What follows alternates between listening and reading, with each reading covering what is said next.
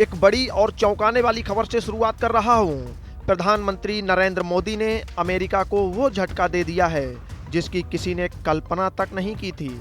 जिस वक्त अमेरिका में दो सबसे ताकतवर शख्स एलन मस्क और डोनाल्ड ट्रंप खुलेआम लड़ रहे हैं, उसी वक्त भारत ने एलन मस्क की कंपनी स्टारलिंक को देश में इंटरनेट सेवा शुरू करने का लाइसेंस दे दिया है। ये वही एलन मस्क हैं जो इन दिनों डोनाल्ड ट्रंप को खुलकर चुनौती दे रहे हैं। ट्विटर पर ट्रंप के पुराने विवादित वीडियो डाल रहे हैं, कह रहे हैं कि ट्रंप को हटाओ और उनकी जगह उपराष्ट्रपति जेडी वेंस को राष्ट्रपति बना दो। जवाब में ट्रंप ने भी कह दिया है कि मस्क पागल हो गए हैं और धमकी दी कि मस्क की टेस्ला और स्पेस एक्स जैसी कंपनियों के सारे सरकारी कॉन्ट्रैक्ट छीन लेंगे। यानी अमेरिका में फिलहाल ये लड़ाई कुत्ते बिल्ली की तरह चल रही है। और इसी बीच भारत सरकार का एलन मस्क को दिया गया ये लाइसेंस ग्लोबल लेवल पर एक बड़ा संदेश बन गया है, क्योंकि इस समय जब मस्क को अमेरिका में ट्रंप से झटका लग रहा है, भारत ने उन्हें गले लगाकर ट्रंप के जख्मों पर नमक छिड़क दिया है।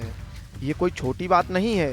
भारत में स्टारलिंक को अब आधिकारिक मंजूरी मिल गई है। ये तीसरी ऐसी कंपनी बन गई है जिसे भारत में सैटेलाइट इंटरनेट सेवा देने की अनुमति मिली है।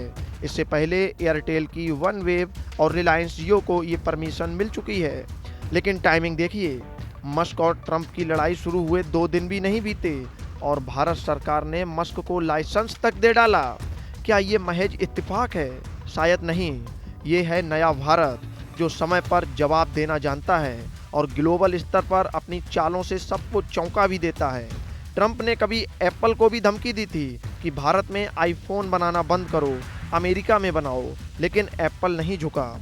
अब मस्क को स्टारलिंक के जरिए भारत में इंटरनेट मार्केट मिल गया है और मोदी सरकार ने यह दिखा दिया है कि भारत अब किसी के कहने से नहीं, अपने हित देखकर फैसले करता है।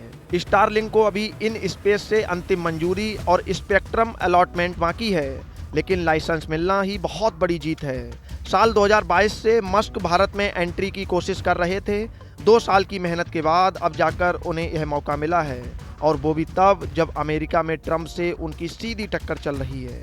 यही है नया भारत जो सिर्फ सुनता नहीं, भौंकता भी है। अब अगला बड़ा सवाल ये है, क्या एलन मस्क खुद भारत आएंगे? क्या उनकी कंपनियों को बड़ी एंट्री भारत में होने वाली है? आने वाले कुछ हफ्तों में ये तस्वीर भी साफ हो जाएगी। लेकिन इतना तय है कि दुनिया अब भारत की तरफ देख रही है और भारत अब हर चाल सोच समझकर सही टाइमिंग पर चल रहा है। ब्यूरो रिपोर्ट, हिंदी खबर डेस्क।